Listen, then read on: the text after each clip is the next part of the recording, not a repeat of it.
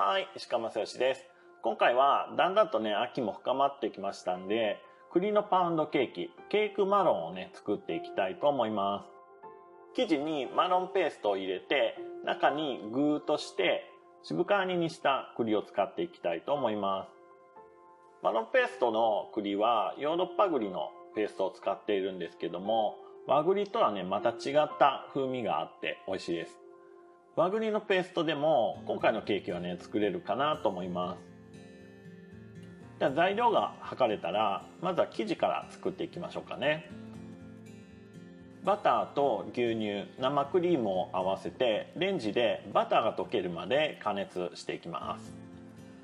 今回のバターはここに入れただけでかなり少なめなんですね。マロンペーストを多く入れると生地の目が詰まってしまって海苔っぽくなるんですね。でパウンドケーキはバター、砂糖、卵、粉っていうね4つの材料が全て同量で4度割りっていうね基本配合があるんですけども、マロンペーストが入ることで状態のバランスが崩れてしまうので、そのバランスをとってしっとりする材料のバターと砂糖をねまず減らしています。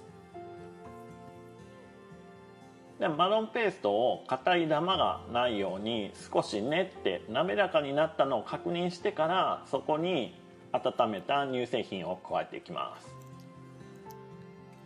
す。数回に分けて入れて、特に初回はたくさん入れすぎないようにして伸ばしていきます。最初にねたくさん液体を入れてしまうとダマになりやすくなるんですね。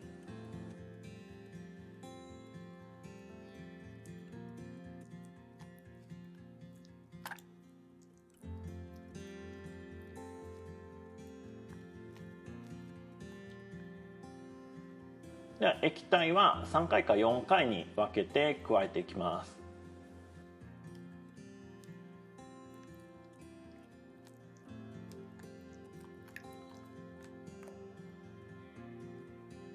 滑らかな状態に混ざっていけば全然大丈夫です。もしダマができてしまっても網などでねこすとダマはなくなってきます。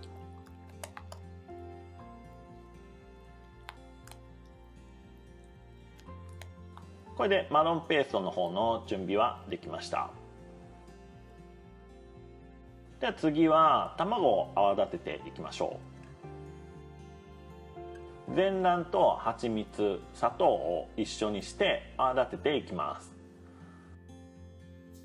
今回の卵はスポンジ生地を泡立てる時みたいに温めなくていいです。温めると確かに泡立ちやすいんですけども、気泡自体がね少し大きくなりがちになるんですね。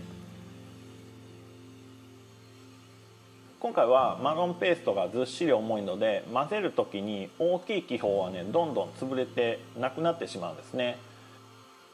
なので細かい気泡を泡立てたくて冷たい状態から泡立てていきます。泡立て具合は生地を垂らして8の字が書けるぐらいまで泡立てていきます。今回の泡立て具合はあんまりシビアに考えなくていいかなと思うんですけども、しっかりね泡立てたとしてもマロンペーストと合わせるとやっぱりある程度はこの気泡でもどんどん潰れていってしまうんですよね。なんで立てすぎたぐらいでもね全然大丈夫です。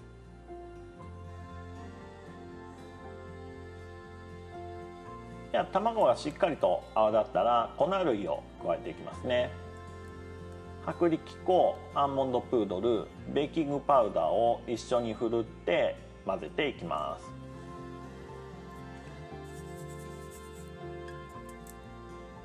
これ混ざって少し滑らかになれば良いです。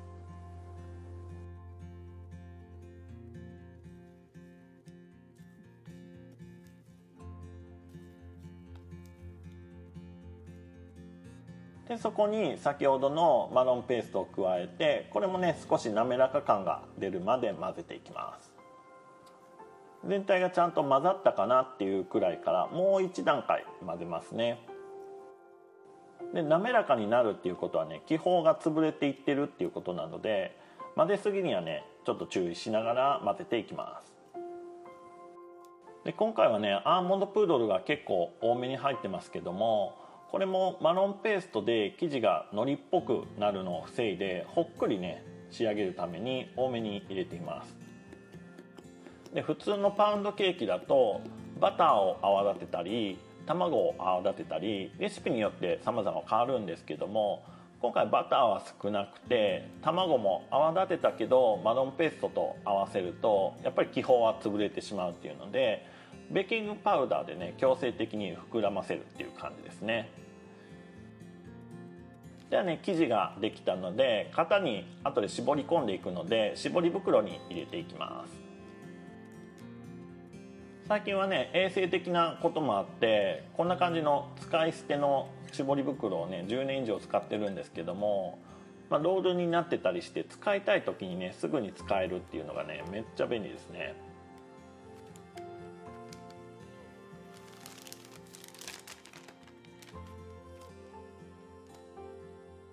いつもお見せしているのでもう覚えたよっていうお声もあるかと思うんですけども、お付き合いいただければありがたいです。底の面の大きさの形をつけてから紙を折り込んで、折り目の交点を通るように斜めにハサミで切り込みを入れていきます。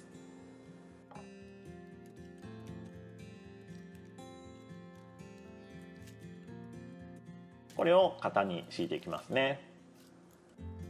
型に敷いたら四隅に紙が沿いやすいように折り目をつけてあげるとやりやすいです。では生地を絞っていきますね。底面になんとなく、1.5 センチぐらいの厚みで生地を絞ったらシロップを切っておいた渋皮栗を並べていきます。これはあまり押し付けず乗せるだけで良いです。この渋皮栗はマロングラッセにしてもいいですし、和栗の甘露煮にしても美味しいですね。で栗の上に残りの生地を絞って栗を覆っていきます。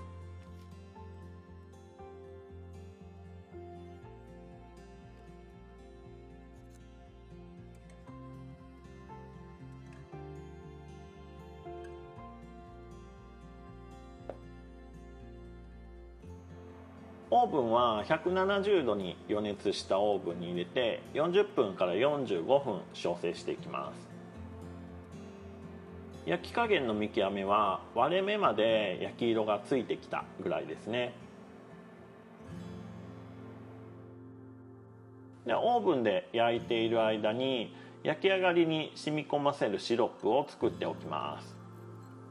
砂糖とお水を合わせて軽く混ぜてからレンジで沸騰させていきま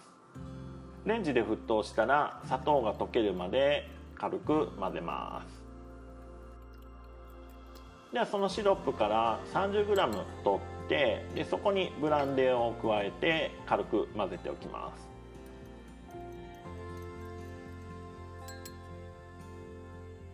オーブンをケーキから取り出したらシロップをね熱いうちに全体に塗っていきます。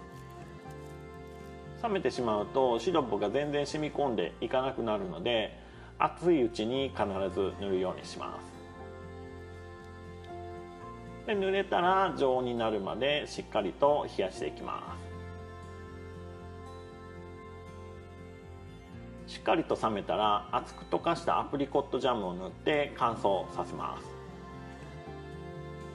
アプリコットジャムで表面すべてを覆って水分が逃げないようにっていうのと、またね次に塗るグラスアローっていうね糖衣を塗りやすくするためっていう感じですね。できれば一晩くらいかけて指についてこないぐらい乾かします。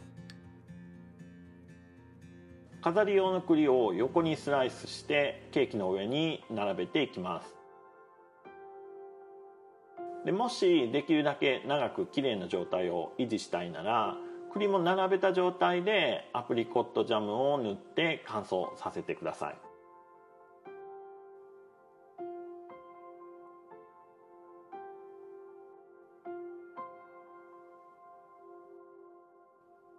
で先ほど作ったシロップの残りと粉糖を混ぜてダマがなくなるまで混ぜていきます。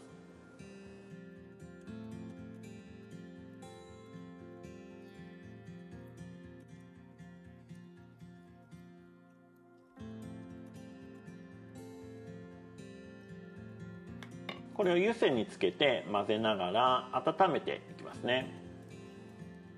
だいたい40度ぐらいまで温めていきます。温めたけど硬くて濡れなさそうなら少し水を加えてもらって伸ばしてもらっても全然大丈夫です。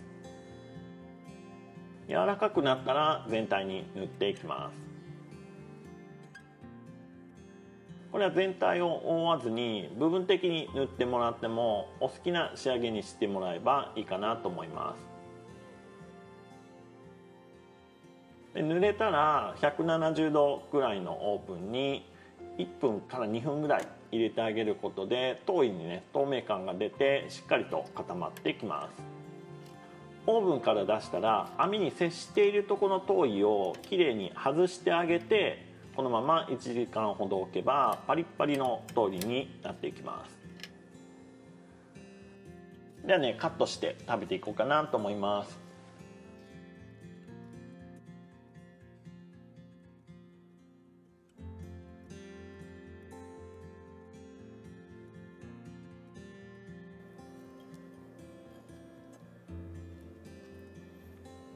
栗の味がねかなりしっかりと出てるんですね。周りのグラスアローの食感もいいしお茶の時間にね最高ですね。これ時間帯によってはねお酒と一緒に食べるのもね美味しいかなと思います。今回は結構材料が多いんで大変なんですけどもマジで売ってるレベルのものができるのでぜひ挑戦してみてください。ではまた次の動画でお会いしましょう。石川正義でした。バイバーイ。